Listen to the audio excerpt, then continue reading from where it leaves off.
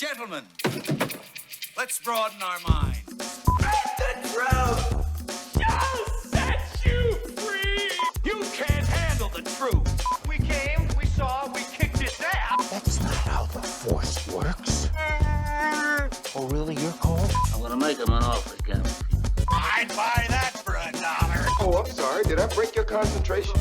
Hasta la vista, baby. I don't have friends. I got family.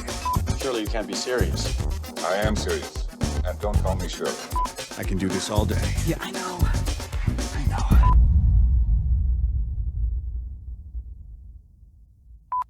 Hello and welcome to the Creative Control Movie Podcast, and welcome to the spoiler review for Marvel's Black Widow. Joining me on today's show, we have our regulars from the team. We have Alex, Neil, Jessen, and Sasha. How you doing, gentlemen? Very good. How are you? Very good, very good. So it's it's been a long time coming since we've had a new Marvel movie to enjoy. July 2019 was when we had Spider-Man Far From Home, which just seems so long ago. Obviously, this was due to be released in 2020, May 2020, this movie. But obviously due to COVID, it kept getting delayed, kept getting pushed back, and now we've had it. So sort of like day and day release, cinema, and 2 days later it was available on Disney Plus. Just out of interest, how did everybody watch this movie? I went to the cinema to watch it. Alex, Neil, Justin, Sasha, where did you guys watch it? Yeah, same in cinema.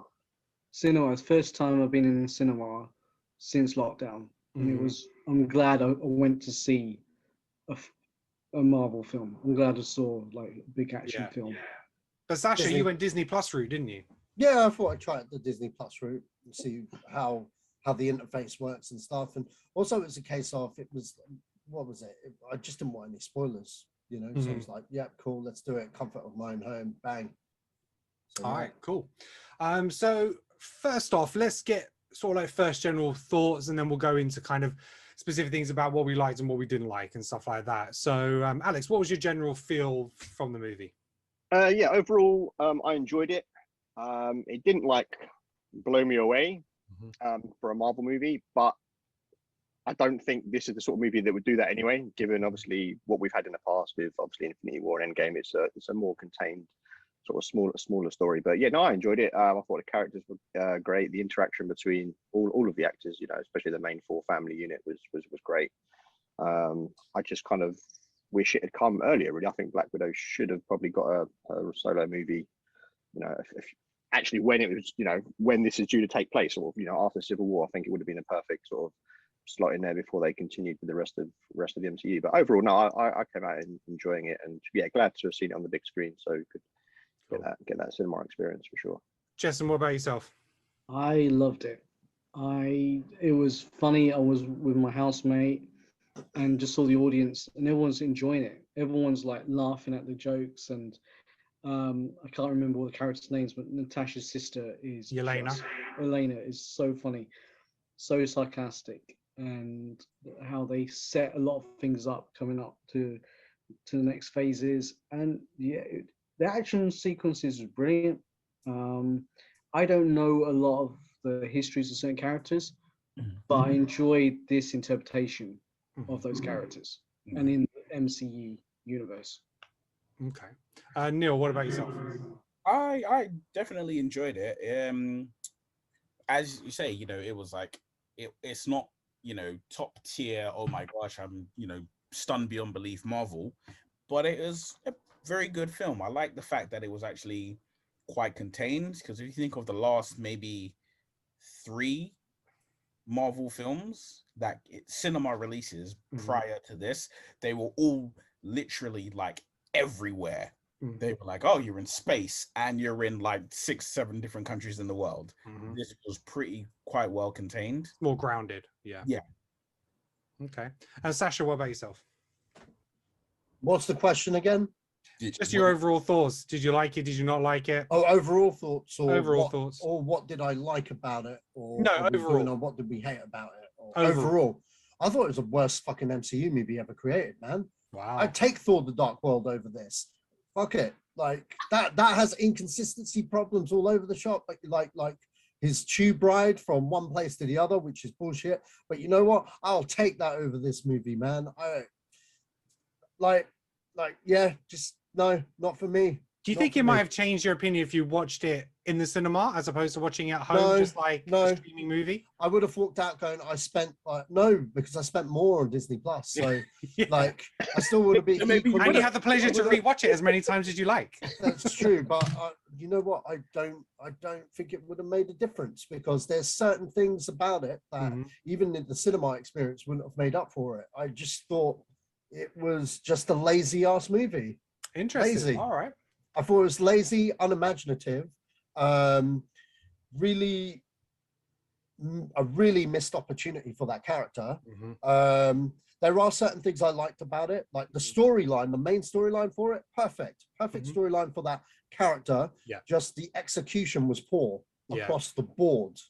Okay, interesting. Yeah. All right, we'll go into some specifics. Yeah, so for me myself, again, I thought it was enjoyable. I thought it was a fairly average MCU movie. Yeah, you know, there was I think it was the actual characters themselves, which I quite liked. I liked Alexei. You know, I liked Yelena. I think they kind of made the movie for me. And if it wasn't for those characters, I think it would have been severely lacking. So they kind of saved it for me. I thought David Harbour in particular was the VIP of the movie. I thought, you know, every scene he was in was fantastic. Yeah, really, really enjoyed that character. But I think if we start off in terms of the timing of the release of the movie and the movie for the character, I think, well, Alex touched upon it. This is a movie that was way too late for that character. You know, the Black Widow character had appeared in at least like 5 MCU movies by the time Civil War had been released. So Civil War, I think, was like her 5th movie. And this is a movie that should have been released 2017, 2018. It should have been the first female-led solo MCU movie. And I think what that would have done for the character is it would have given that character so much more depth and places where you could take that character. So when her end came in Endgame, it would have had so much more impact. If you go back and watch this in a chronological order now in terms of the timeline, you will get much more out of that character. So when she's giving up her life for the greater good, you know, she had this family that she reconnected with, you know, she understands more about where she came from, you know, it just gives so much more depth to that character. That's ultimately another reason why this movie fails. Yeah. That's you're trying to take a character who's died and say, oh, don't worry about that. Let's just focus on the fact that Scarlett, you walked this film. There wasn't actually that much for her to do. And that's the thing. That's the thing with this movie. I mean, one of the biggest problems I had with this movie. This is called the Black Widow movie, right? Now, fair enough. We know when it's set in the timeline, and that's fine. I've seen prequels like Indiana Jones and the Temple of Doom. Yeah, that's a prequel, but most people aren't aware of that, other than the date that it's set. Okay, but at no point does it feel like it's a prequel or that it's set before. We just see it like James Bond, like another adventure.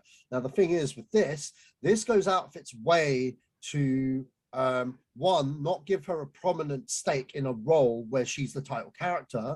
Okay, not that the other characters introduced in the movie are not good; they're excellent. Like you love Yelena, you love what's his name, Alexei Red Guardian, and you know, they're all cool characters. The only problem with the movie is that those characters overshadow the main reason we go in to see the damn movie in the first place. Secondly, the biggest thing, is this a spoiler review or is this like I can go balls to the wall? Okay, so the worst crime of this movie is the end. The end credit scene. Okay, all right. If this is a prequel, why hammer it on the nail that she's dead and here's the replacement straight away? We've come for this movie for Black Widow, not her replacement.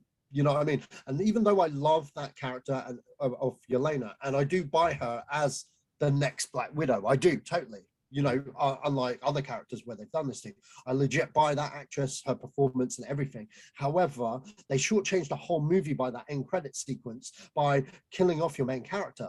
And it's not done in a way that's smart or clever. It's done in a way where, okay, you guys have seen Endgame, okay? So we're just going to put it out there anyway, and it defaults the whole movie experience. Because if let's just say you pick this one out, let's say it's like your favorite album and you pick your favorite tune out of that album, it just doesn't sit right. You know what I mean? It's that little thing. And the thing is, it's not even a little thing. You watch Marvel movies for the end credit trailer, for the end thing. You know what I mean? And it was, oh man, it was so annoying. They could have had that end thing set up something else for us. Yeah. You know what I mean?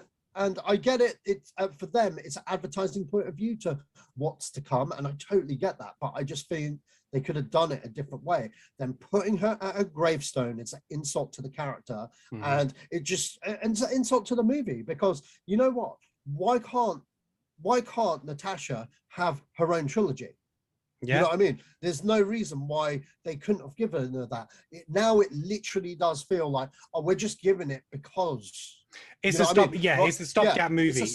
And that's the problem. Agreed. I totally get where you're coming from. No with Marvel movie has ever been a stopgap movie. They've always treated their characters with the respect they deserve. And then when they came to Black Widow, they threw her the scraps. Get the fuck out with that shit. Yeah, man. no, I totally get that. I really see your point in that. And now, even when it actually comes to the screenwriter, so basically his remit, Marvel told him that Jeremy Renner's Hawkeye should be the target, and that Val presents this to Yelena, and that's all the direction he was given.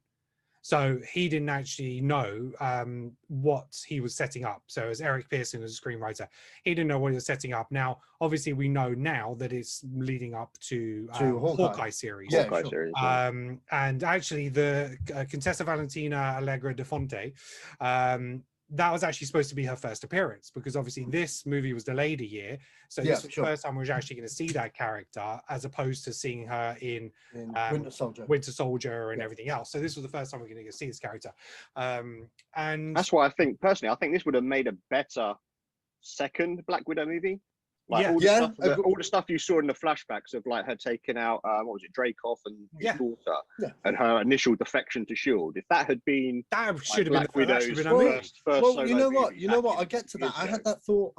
And then this one is to set up the future. You know, the future Black Widow. And you stuff. knew everything this was leading up to Endgame. The fact that, you know, she took her jacket, which was what she was wearing in Endgame, you know, and you can see it's like, yes, we're trying to throw Yelena at you, make you love her because she is going to be the next Black Widow in effect.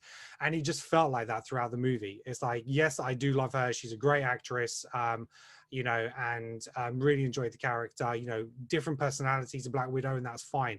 But it did feel like we are just setting up the next phase, as Sasha says, as opposed to this being a Black Widow movie. So I totally get where he's coming from with that. What do you think of there's just no standalone to it. You know what I mean? You have, unless you're invested in the MCU, then it's a okay movie. But let's say you're a newcomer, as a movie by itself, it's a piece of shit. It's a piece of garbage. I stand with Stephen Dorff. I literally meant that when I said that comment, because I'm embarrassed for Scarlett Johansson to even say this is a product of my character that I've celebrated over the past like 10 years, 12 years, 13 years, you know, because it's an embarrassment, man. It is an embarrassment, because it's literally, you have agreed to be in a movie where you're not front and center. You know what I mean? She was a producer in it though as well, I think. Yeah, that's what I mean. That's even worse. That is even worse. But then, you know what? That producer thing, that doesn't mean that she did the day-to-day. That's That's just a This is another way for her to get paid. Yeah. So Justin, what do you think? Justin, what were some of the things that you particularly liked about the movie? Well, I like the character dynamics of the family. Yeah, that was cool. David Harbour was excellent. Yeah. He was when he was singing that little segment. That was everyone would start laughing. I'm intrigued by if they're gonna have a sort of Black Widow organization, sort of. Well, there already is one. There already is one. I don't know if it is in the comics or not. I there's like aspects of the comics I have no idea. Well, that's oh, you mean the ones at the end when they're all good? Okay, fair enough. Did they become like a web, you know? Do you know what I mean? Sort of thing. So I'm intrigued by that. Rachel Weisz still has it, and she was brilliant. You know, one of the things I did like Ray Winston character, but the accent was just that was completely miscast for me. Dodgy. You know, he was just like, he still got like East London, like, you know, mate, sort of thing. Thinking that But easy with the vodka. yeah, he was just I quite liked him, but me and Sasha talked about this about Taskmaster. I don't know the character, but I kind of figured out halfway who that was going to be. Yeah, I didn't. But it's I still, really didn't. yeah. Really? No, I saw that. I saw that reveal coming a mile off, and I was okay with that. You know, it was fine. But the thing about Taskmaster is it is a fantastic character, and if you've played any like the Spider-Man games and stuff over the years, you know it's a fantastic character there. Now they did certain things well with the character in terms of its copying fighting. So there was lots of references to Captain America, the way he flipped the shield up and threw the shield. Winter Soldier, with the knife fight, and where he was throwing up and catching the knife. You had Hawkeye with the bow and arrow. You had Black Panther with the kicks and fighting technique. Spider-Man in terms of the flips and the landings and stuff like that. So when you said, you know, this person has studied these people, they incorporated those fighting styles and techniques into that very, very well. However, there was a great fight on the bridge.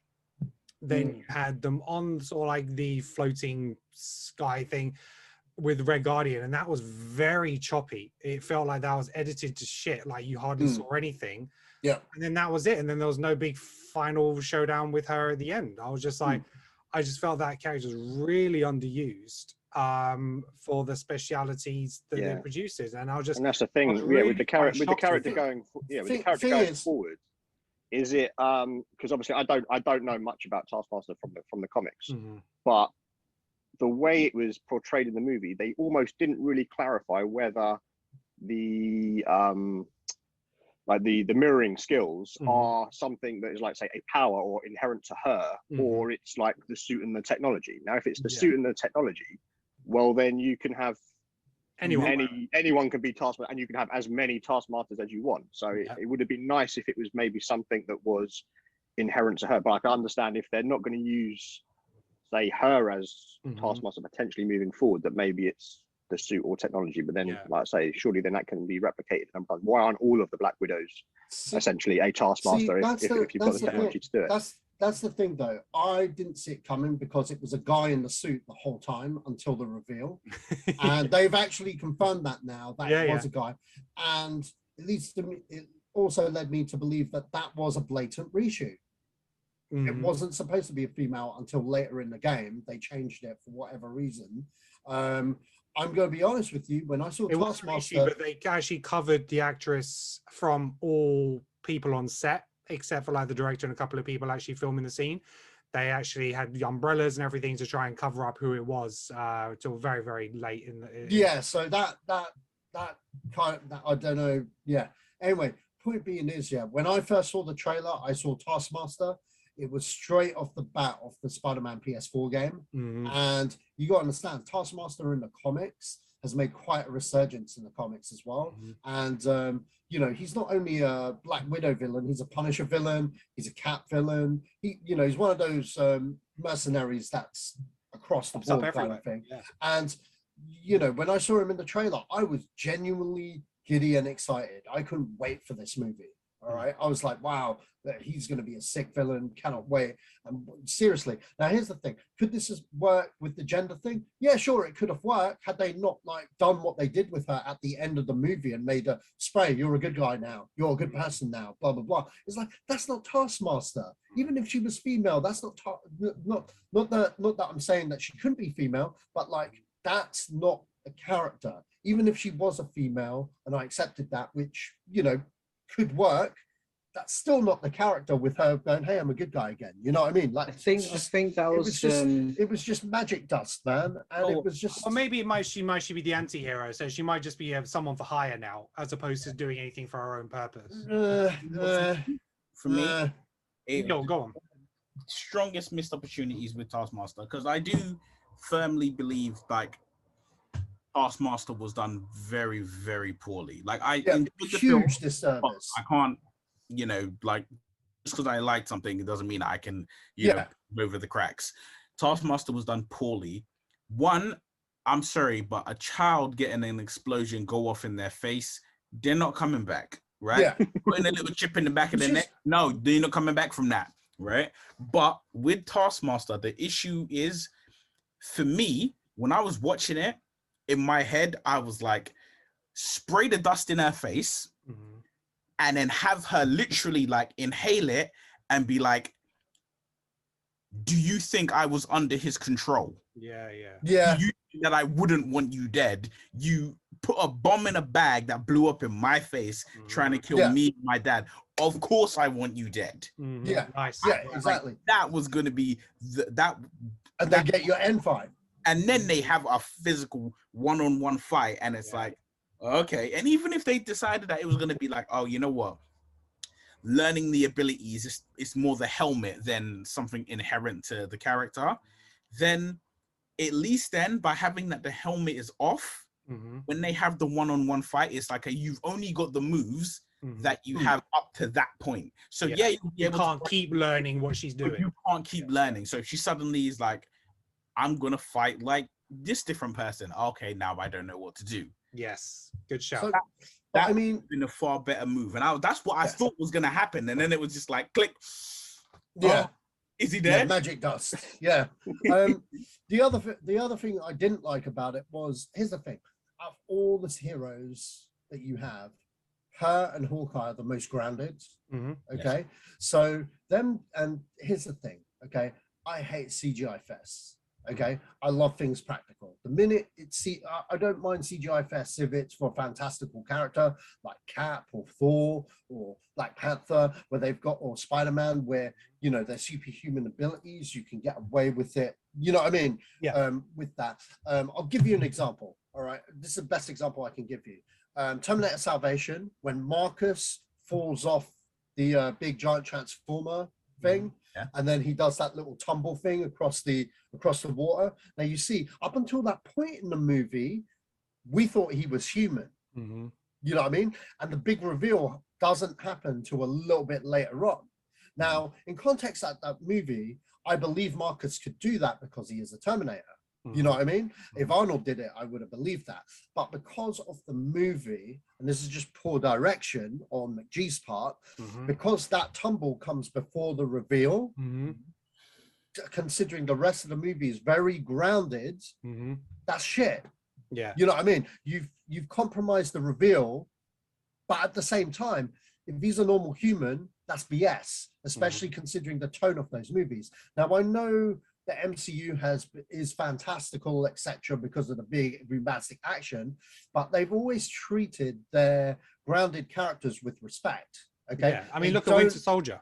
Yes, Winter Soldier is the best example of that, but an even better one, Iron Man. All three of their movies, when he's outside of the suit, put in impossible situations, there's an element of it's grounded in a sort of reality. This was not. This was John McClane Die Hard 5 reality, where there was no consequences, etc. And when that happens in an espionage movie, especially when you go on the press tour going, this is our James Bond, this is our Mission Impossible. Ethan Hunt gets whooped the fuck out, man. He bleeds. Man breaks a foot and carries on with a limp.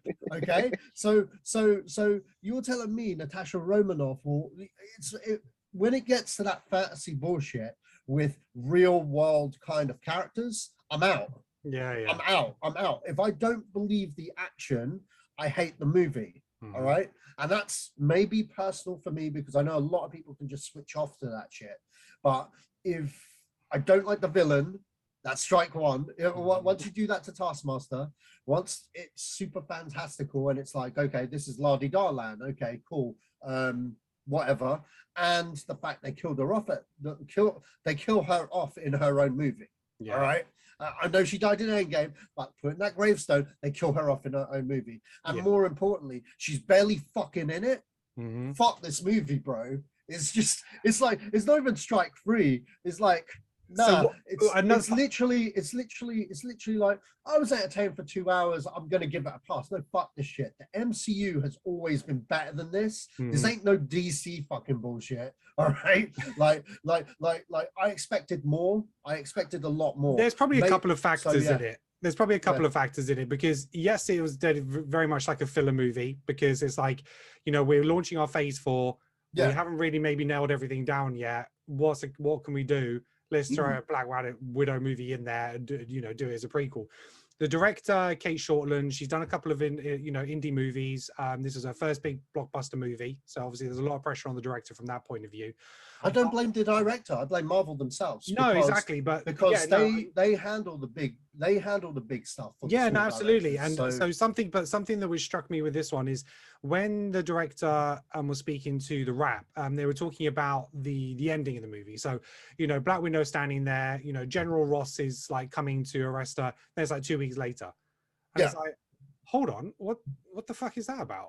So but what she said is that was intentional because we wanted to leave the question of how she would get away rather than allow the audience to get exhausted by another fight. She said we wanted to leave you guys on a high with the question of how did she use her ingenuity, because she did, and it was probably, I would say, she bargained her way out of that situation, but I don't know. There's a lot of gaps in this movie where like I don't know how to fill it. So I was a little bit confused by that. I was a little bit and that comes into it. So rather than having a big fight with Taskmaster, or rather than showing her getting away from this big thing, it's just like, oh yeah, 2 weeks later she's out because we're moving on to Endgame now. Yeah, it's like, why create yourself as this huge plot point where it's this huge gap when you've got a movie which you can actually fill that in? That's the whole point. Do you know what makes that bit worse? Mm-hmm. Simply put, she could have done two things, and both of these things would have been better. Mm-hmm. Firstly, she's just downloaded all this information about all the flipping all the sleeper agents, right? Mm-hmm. She could have just been like, Ross, I'm here to arrest you. Yeah, but you're gonna let me go. Why? Because I have this information that you need. The PA to the vice president, well, she's actually, a Russian sleeper agent, mm-hmm. or something of that nature. And it'd be like, okay, you can go. Or even easier, everybody else got on the jet. Just get on the jet. Mm-hmm. Every other person there, literally every other person in the scene who's not driving in a car coming up is getting in a jet. Mm-hmm. Why are you staying? Right. What was the point? What are you staying for, right? Yeah. I assumed she'd done option one that you just mentioned. I assumed, she's now bargained her way out of it. But you could have just, it would have been a couple, literally like, barely a minute just of her doing that, and fine. Plot hole is filled. We can move on to 2 weeks later. We know why she's got away. And what you could have done, it completely untold, just seems very strange to me. And without having that post-credit scene, that could have been another Black Widow movie. Now she's going to work with General Ross to track down all these sleeper agents, or people in like high positions, or whatever it is. But it's like, no, we're not doing anything more with this character now. It's done. We're moving on. It just feels like they just threw her under the bus, because you know what? It's like she's out of contract, so if she was to come back, she's going to cost a lot more. And I'm like, so you can afford Robert Downey Jr. when it suits you, but you're not going to do the same thing for Black Widow. Mm-hmm. And people are like sucking this movie's dick, and I'm just like, look, I'm not against like fucking Black Widow. Mm-hmm. I love Black Widow. I want to see a good Black Widow movie. Hell, we could have had 3, but instead you guys are just treating it like you're just treating the product like an afterthought. Mm-hmm. And for me, it showed. Yeah. And the last thing, back to my point, this is the other thing. Remember how I said about being grounded in reality? Mm-hmm. The CG in this movie was fucking shocking. Mm-hmm. Okay? Some of the CGI in this movie was a fucking video game.